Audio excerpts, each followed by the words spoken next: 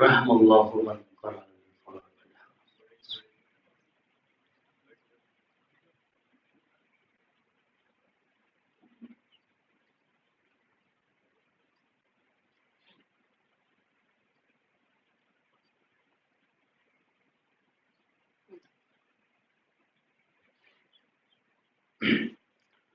اعوذ باللہ من الشیطان الرجیم. بسم اللہ الرحمن الرحیم.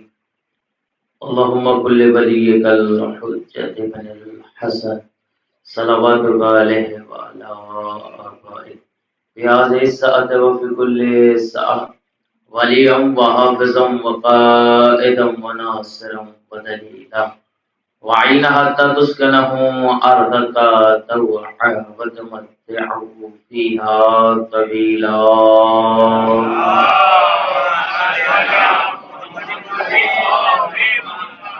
اعوذ باللہ من الغضب الجبار ومن شر الکفار. حسبنا اللہ ونعم الوکیل نعم المولا ونعم النصیر. اعوذ باللہ من الشیطان الرجیم. بسم اللہ الرحمن الرحیم. الحمد للہ الذی ہدانا لہذا وما كنا لنهتدي لولا ان هدانا الله لقد جاءت رسولنا ربنا بالحق. الصلاة والسلام والتحية والإكرام على سيد أسلم ما في الوجود سر الله بكل موجود نقطة دائرة الوجود صاحب لواء الحمد والمقام المحمود مولا و مولا الثقلین جد الحسن والحسین ابی القاسم زہرا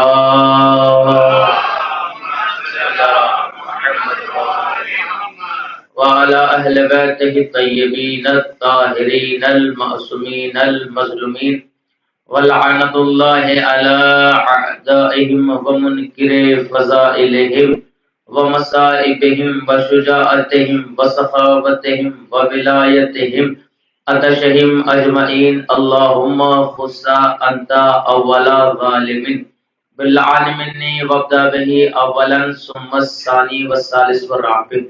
اللهم لعن يزيد بن معاوية خامسا ولعن عبيد الله بن زياد وابن مرجانة وعمر بن سعد وشمر وآل أبي سفيان وآل زاد وآل مروان إلى يوم القيامة. بسم الله الرحمن الرحيم. نادي علي مظهر العجائب تجده عن اللقاء في النوائب كل هم وغم وسنزلي بولايتك يا علي يا علي يا علي أدركني. أما بعد فقد حقت على في القرآن الكريم وهو أصدق الصادقين وقالوا الحق بالحق. بسم الله الرحمن الرحيم. وما خلقت الجن والإنس إلا ليعبدون. صلوات محمد.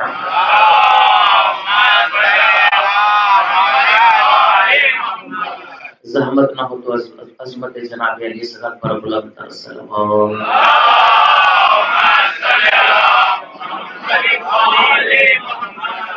عزیزان محترم سامعین کرام، سوگواران سید الشہداء کربلا، ماتم داران مظلوم کربلا، تمام تعریفیں اس پروردگار کی ہے کہ جس نے ہمیں اس فرش عزا جیسی نعمت سے نوازا. تمام تعریفیں اس پروردگار کی ہے کہ جس نے ہمارے دل میں ولایت تحریک کو رکھا. تمام تعریفیں اس پروردگار کی ہے کہ جس نے ہمیں حسین کا نوکر بنایا. عزیزان محترم، یہ مجلس حسین، یہ آل محمد کا تذکرہ، یہ حسین کا ذکر وہ ذکر ہے کہ جو آپ کو ہمیشہ گناہوں سے محفوظ رکھتا ہے. یہ ذکر وہ ذکر ہے کہ جو آپ کو ہمیشہ گناہ سے محفوظ رکھ سکتا ہے. دیکھیے، آپ فرش عزا سے ہٹ جائیں، آپ دور چلے جائیں، 1 گھنٹہ، آدھا گھنٹہ، 15 منٹ، حد سے 5 منٹ، 4 لوگ ایک جگہ کھڑے ہو کر جمع ہو جائیں. جب وہ جمع ہوں گے تو کچھ نہ کچھ کوئی ایسی بات کہہ دے گا جو گناہ ہو جائے گی، جو گناہ کے کام گناہ ہوگی۔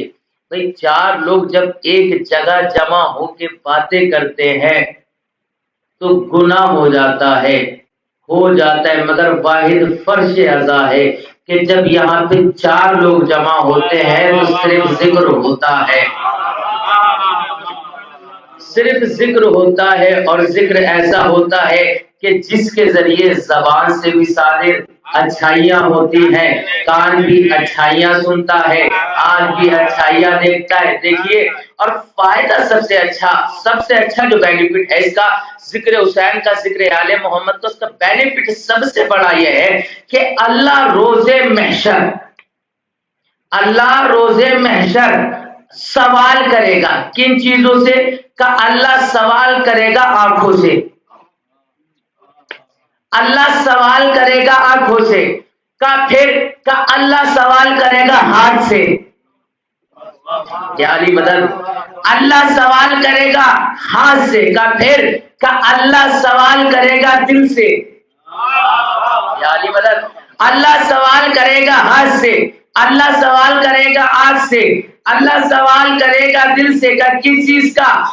کس چیز کا؟ یہ بتاؤ یہ دنیا میں رہے۔ ہاتھ سے پوچھے گا کیا گناہ کیے، ہاتھ سے پوچھے گا کیا گناہ کیے، آنکھ سے پوچھے گا اس نے کان سے کیا گناہ کیا، دل سے پوچھے گا اس نے کیا گناہ کیا، کیا گناہ کیا۔ دیکھیے، اگر آپ مجلس حسین میں رہیں گے، حسین سے وابستہ رہیں گے، تو جب اللہ پوچھے گا آنکھ سے کہ یہ بتا کہ اس نے کیا گناہ کیا، آنکھ پہ ساتھ کہے گی کہ گناہ کو تو پتا نہیں، مگر حسین نے گریا خوب کیا، گریا خوب کیا۔ کہ ہاتھوں سے سوال پوچھا جائے گا، یہ بتاؤ تمہارے ذریعے سے اس نے کیا کیا گناہ کیا، کہے گا فوراً گناہ کا تو پتا نہیں، مگر جب بھی نام حسین آتا تھا تو سینے پہ ہاتھ ضرور مارتا تھا، سینے پہ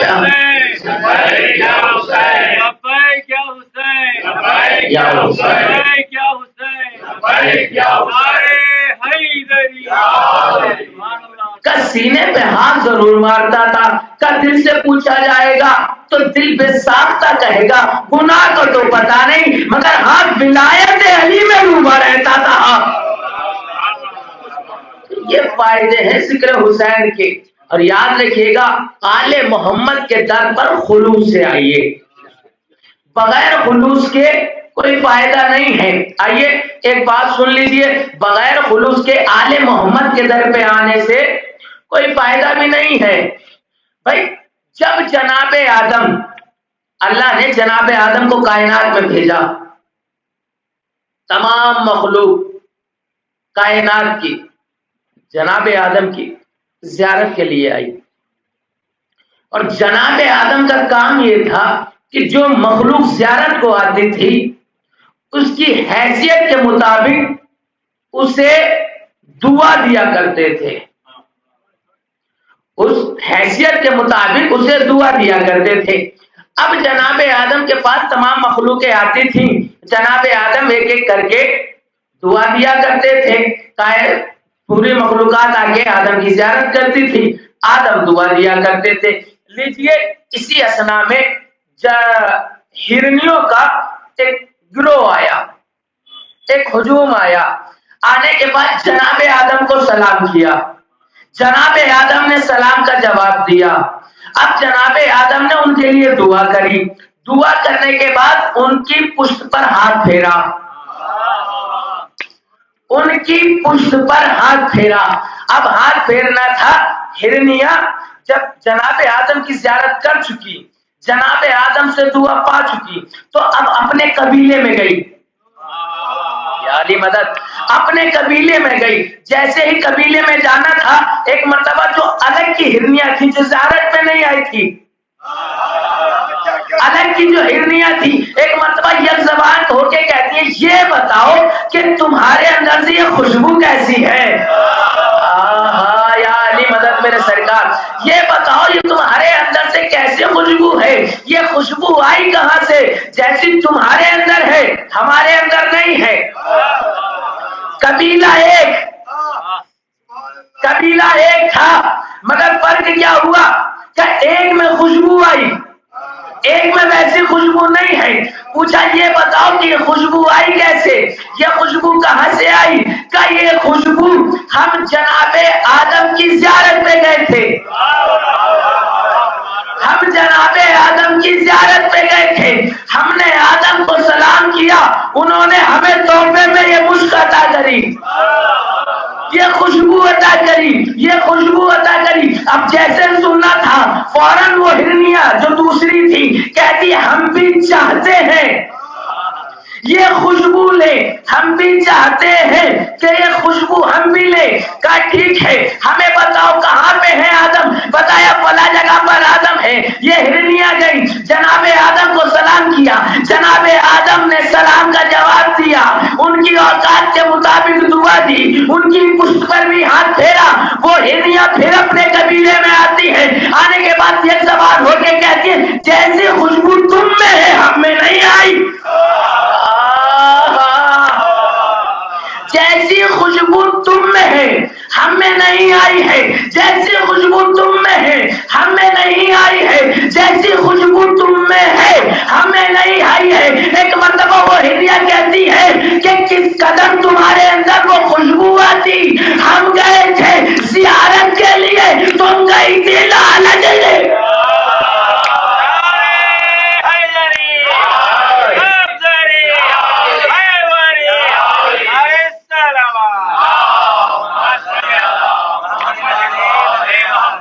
زیارت کے لیے گئے تھے، تم لالچ کی بنیاد پہ گئی تھی، تمہارے دل میں یہی تھا کہ ہم ایسی خوشبو لینے جائیں۔ ہم زیارت پہ گئے تھے، تم خوشبو لینے گئی تھی۔ مطلب کیا ہوا؟ کا مطلب یہی ہے کہ آل محمد کے در پر خلوص سے آنا، یہ سوچ کے نہ آنا کہ ہمارا خطیب ہے یا دوسرے کا خطیب ہے، ہماری انجمن ہے یا دوسرے کی انجمن ہے، ہماری مجلس ہے یا تمہاری مجلس ہے، چھوٹا خطیب ہے یا بڑا خطیب ہے۔ یہ یاد رکھنا انجمنیں اس لیے نہیں بنائی جاتی ہے کہ آپس میں ٹکراؤ پیدا ہو، آپس میں ٹکراؤ پیدا ہو، نہیں، انجمنیں اس لیے بنائی جاتی ہے کہ ایک انجمن ماتم کرتے کرتے تھک جائے تو دوسری انجمن ان کے ماتم کرنا۔ سلوات پر محمد و آل محمد۔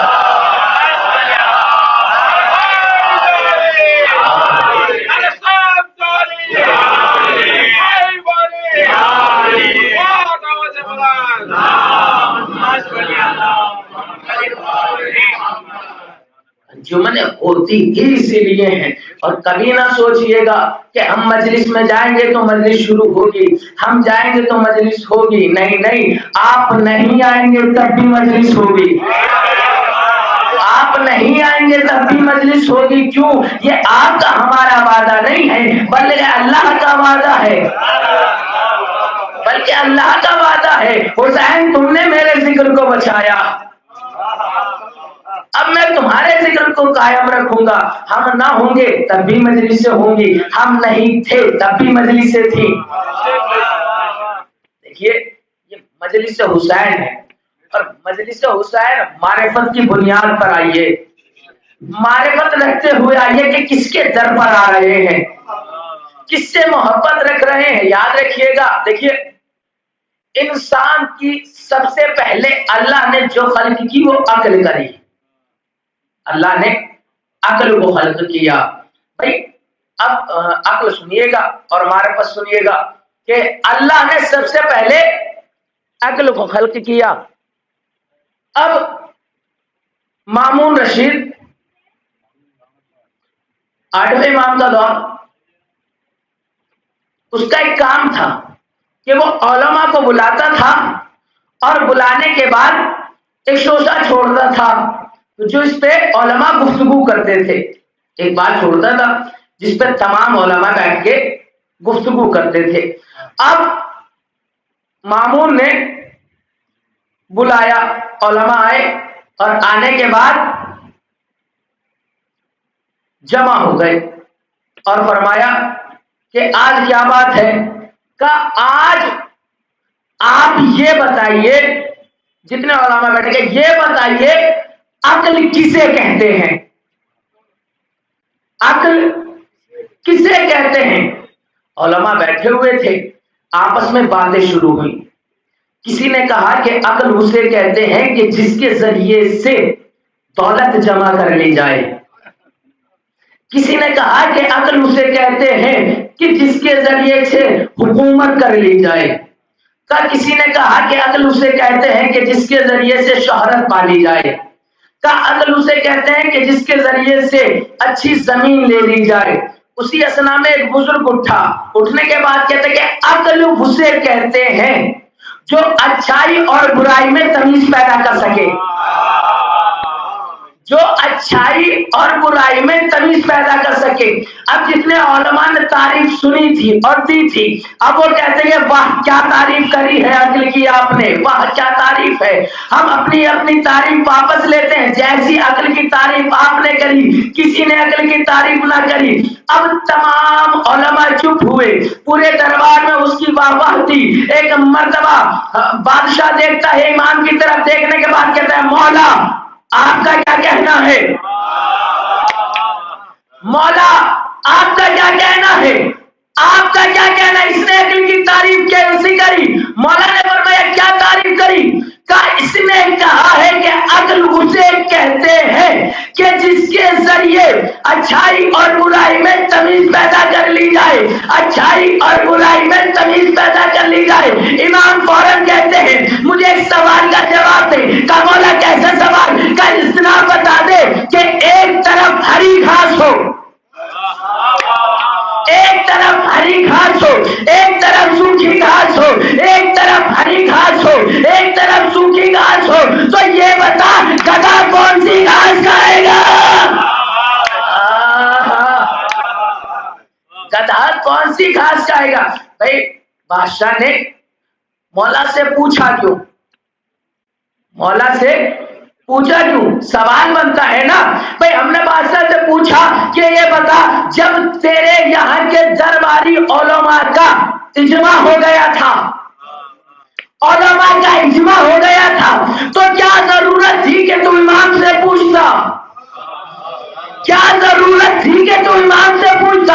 فوراً جواب دیتا ہے ہاں اجماع ہوا تھا، مگر مجھے پرانی تاریخ یاد آ گئی کہ سقیفہ میں بھی اجماع ہوا تھا، مگر پھر بھی علی کے در پہ جانے کی پھر بھی علی کے در پہ جانے کی ضرورت پڑی تھی. آگے فرمایا کہ یہ بتا گدھا کون سی گھاس کھائے گا؟ ایک طرف ہری ہو، ایک طرف سوکھی گھاس ہو، گدھا کون سی گھاس کھائے گا؟ کہا مولا گدھا ہری گھاس کھائے گا. گدھا ہری گھاس کھائے گا. مولا نے کہا کیا کہا کہ گدھا ہری گھاس کھائے گا. مولا فوراً کہتے اتنی عقل چھوڑ، اتنی تمیز چھوڑ ایک گدھے میں بھی ہے کہ جو اچھائی اور برائی میں تمیز پیدا کر سکے. اچھائی اور برائی میں تمیز پیدا کر سکے. آخر مولا نے گدھے کی مثال ہی کیوں دی؟ پورے دربار میں یہ بتانا چاہا تھا کہ اے مامون یہ جو تیرا علماء کا اجماع ہے ان کی حیثیت ایک گدھے سے زیادہ نہیں ہے، ایک گدھے سے زیادہ نہیں ہے. فوراً کہتا ہے مولا آپ عقل کی تعریف فرمائیں. عقل کسے کہتے ہیں؟ عقل کسے کہتے ہیں؟ مولا نے فوراً کہا کہ عقل اسے کہتے ہیں جو یہ تمیز پیدا کر سکے چھوٹی نیکی کون سی ہے، بڑی نیکی کون سی ہے. عقل اسے کہتے ہیں کہ جو یہ تمیز پیدا کر سکے چھوٹا گناہ کون سا ہے، بڑا گناہ کون سا ہے. ابھی مولا نے عقل کی تعریف کری تھی، عقل کی تعریف کری تھی، عقل کی بیان کیا تھا کہ ایک مرتبہ برابر میں بیٹھے تھے مولا کے شیعہ، مولا کے چاہنے والے اباسل کا مولا نے ہاتھ پکڑا, ہاتھ پکڑنے کے بعد دربار کے باہر لائے اور لانے کے بعد کعبہ سب. یہ عقل کی تعریف ان کے لیے تھی, یہ عقل کی تعریف ان کے لیے تھی, یہ عقل کی تعریف ان کے لیے تھی. وہ تم ہمارے شیعہ ہو, تم ہماری محبت رکھتے ہو, تمہارے لیے عقل کی تعریف الگ ہے. کب بولا ہمارے لیے کیا ہے, کب ان کے لیے یہ عقل کی تعریف تھی. تم ہمارے شیعہ ہو. فرمایا عقل اسے کہتے ہیں کہ جس کے ذریعے اپنے امام کی معرفت ہو.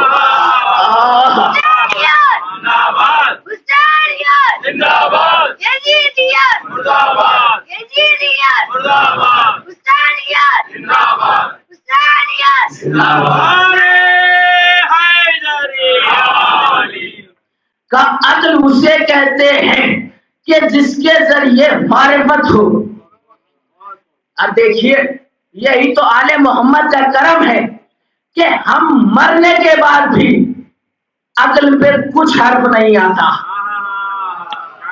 ہماری عقل ضائع نہیں ہوتی ہے. بھائی سننے اور سمجھنے کا تعلق عقل سے ہے. کاش غور کیا ہوتا. سننے اور سمجھنے کا تعلق عقل سے ہے. اگر ہم مرنے کے بعد سنتے اور سمجھتے نہیں تو ہم سے قبر میں یہ نہ کہا جاتا اسماعیل فہم, اسماعیل فہم سن اور سمجھ, سن اور سمجھ, سن اور سمجھ. تمہیں شرم نہیں آتی کہ زندہ نبی پر انسان کی تہمت لگاتے ہو جبکہ ان کے امتی مرنے کے بعد سنتے بھی ہیں سمجھتے بھی ہیں, سنتے بھی ہیں سمجھتے بھی ہیں. عقل کبھی خراب نہیں ہوتی, عقل کبھی نہیں جاتی ہے. لکھنؤ کا ایک واقعہ بہت مشہور ہے جسے ہمارے استاد پڑھا کرتے ہیں کہ ہمارے یہاں اگر کوئی پاگل ہو جائے تو پھر بھی وہ پاگل نہیں ہوتا, پھر بھی وہ جانتا ہے کون سی چیز اچھی ہے, کون سی چیز بری ہے, کون سی نیکی ہے, کون سی بدی ہے, کون سلوات والے ہیں, کون لعنت والے ہیں. استاد پڑھا کرتے ہیں کہ لکھنؤ میں بارش ہوئی, موسلادھار بارش ہوئی, بارش اتنی ہوئی کہ سڑک پر پانی بھر گیا, دکھ نہیں رہا کہاں گڑا ہے کہاں کچھ ہے, کچھ پتا نہیں چل رہا. کہ ایک جسے لوگ پاگل کہتے تھے وہ راستے سے جا رہی تھی بارش میں بھیگتی ہوئی کہ اس کا پیر ایک گڑھے میں پھنس گیا, گڑھے میں پیر گیا. اب وہ بیچاری کوشش کر رہی ہے کہ نکل جائے, وہ کوشش کر رہی ہے کہ نکل جائے. کچھ دیر اس نے کوشش کری تو اس کا پیر نہ نکلا. ایک مرتبہ ایک بندہ آیا جس کی داڑھی تو تھی نہیں, ایسا لگ رہا تھا جیسے کھیت میں جنگلی گھاس اگاتی ہو. اس طریقے سے اتنی بڑی داڑھی رکھے ہوئے, گھاس نکالے ہوئے, اور آتا ہے اور آنے کے بعد کہتا ہے کیا ہوا, کا پیر پھنس گیا ہے, کا پیر نکل جائے گا, پیر نکل جائے گا. اگر سنیے گا پیر نکل جائے گا تو کیسے نکلے گا بتاؤ, کہ تم فلاں کا نام لو. دیکھیے گا عقل جاتی نہیں ہے, سنیے گا توجہ, کہ تم فلاں کا نام لو تمہارا پیر نکل جائے گا. اس نے کہا اچھا.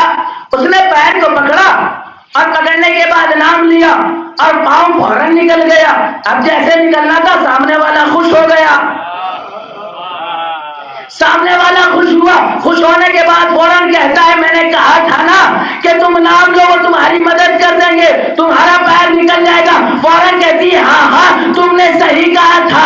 کہ تو پھر تم نے علی کو کیوں نہ بلایا, انہیں بلایا. فوراً کہتی ہے میں بھی جانتی ہوں کہ نجس جگہ پر نجس لوگ آتے, میرا علی.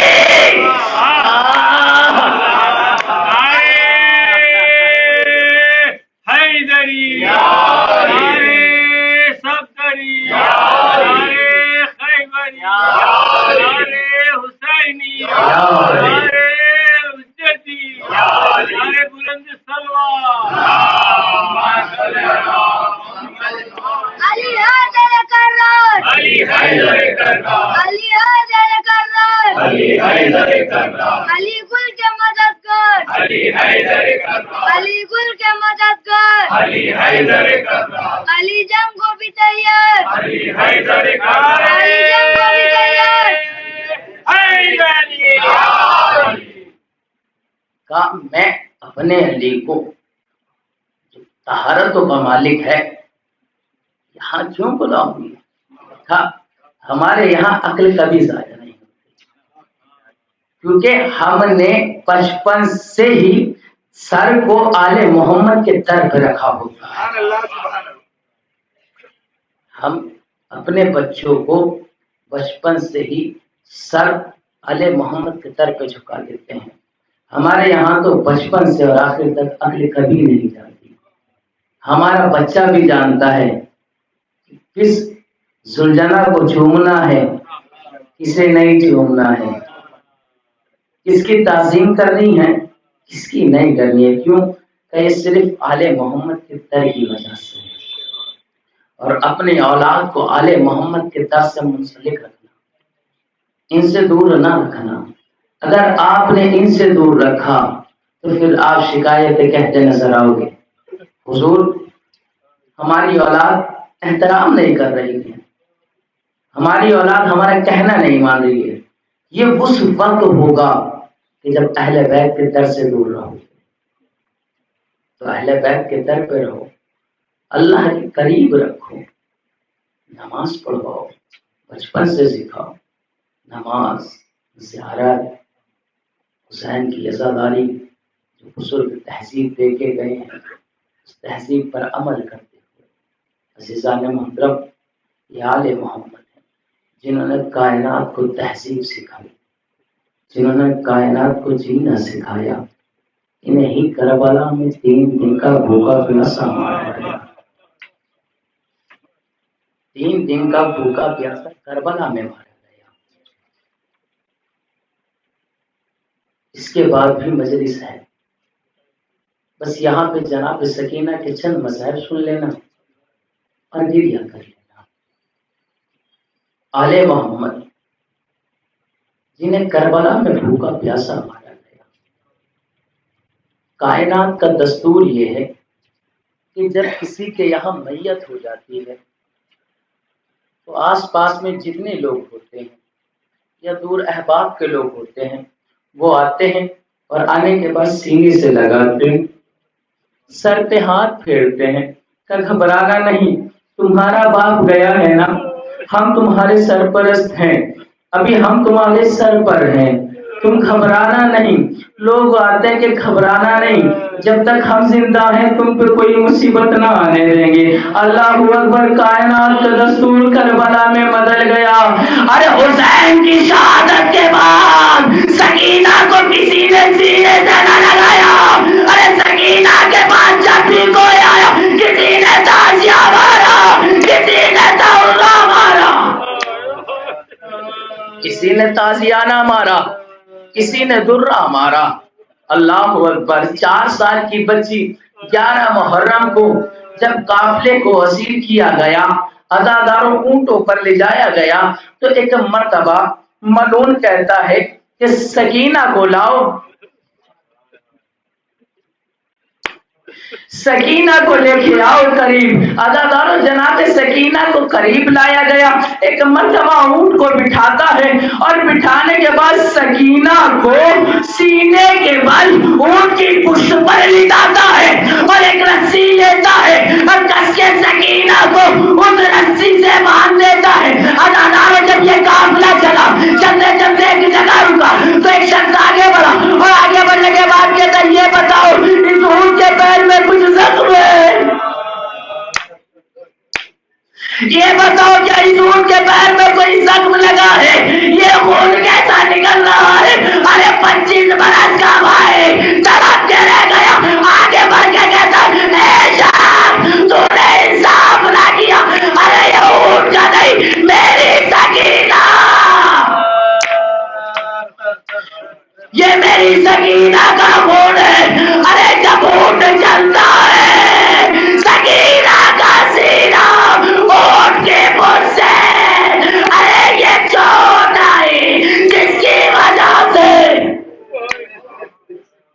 اونٹ کے پیر تک خون آیا۔ عزادارو، جناب سکینہ جب دربار میں پہنچی، تمام بیویوں نے سر کو جھکا رکھا تھا۔ ایک رسم تھی، 12 گلے تھے۔ ایک مرتبہ یزید تمام بیویوں کو دیکھتا ہے، جناب سکینہ پہ نگاہ روکتا ہے اور روکنے کے بعد کہتا ہے یہ بچی کون ہے؟ اس نے چہرے پہ ہاتھ کیوں رکھا ہے؟ یہ بچی کون ہے؟ اس نے چہرے پہ ہاتھ کیوں رکھا ہے؟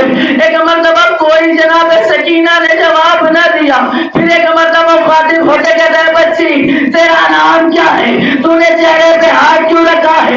کوئی جواب نہ آیا۔ تیسری مرتبہ کہتا میں حاکم ہوں، تو میرے حکم کا جواب نہ دے گی، تو میری بات کا جواب نہ دے گی۔ ایک مرتبہ کہتا ہے شیم سکینہ کو تازیانہ مار،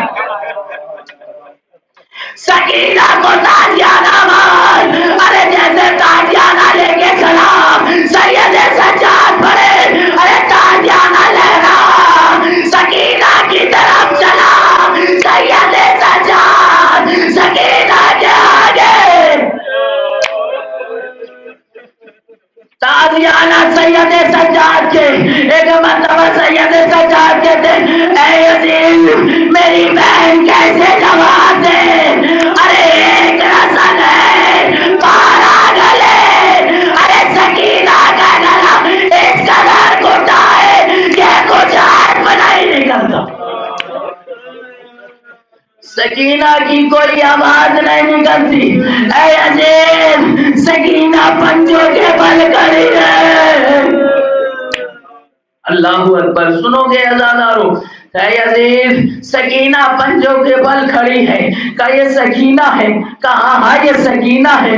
کہ سنا ہے اس کا بابا اس سے بہت محبت کرتا تھا، اسے سینے پہ سلاتا تھا، اسے سینے پہ سلاتا تھا۔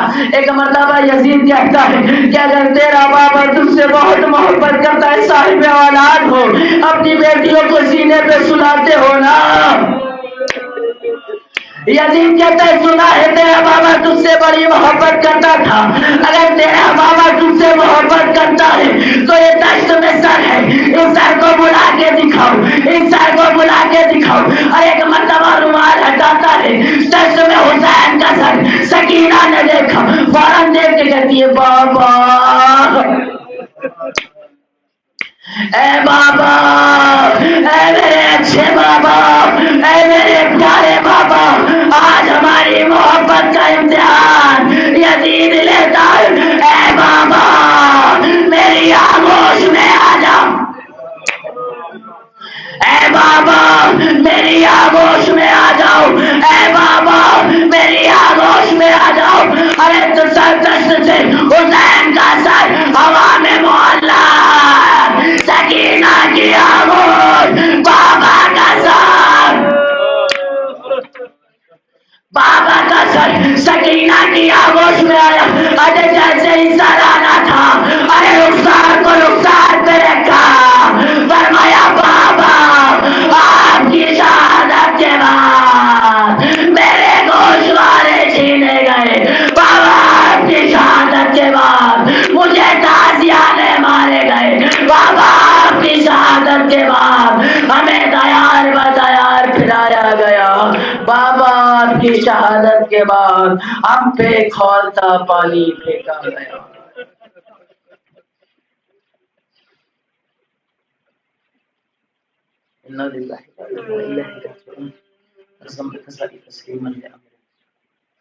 پروردگار تجھے واسطہ محمد والے محمد کا ہماری اس مختصر سی عبادت کو قبول فرما۔ پروردگار تجھے واسطہ محمد والے محمد کا ہمارے آنسو کو ہمارے سیدہ میں جگہ عنایت فرما۔ پروردگار تجھے واسطہ محمد والے محمد کا ہم سب کو کربلا کی جلسہ زیارت نصیب فرما۔ پروردگار تجھے واسطہ محمد والے محمد کے امام زمانہ کے ظہور میں تاجیل فرما، ان کے ناصر میں شمار فرما۔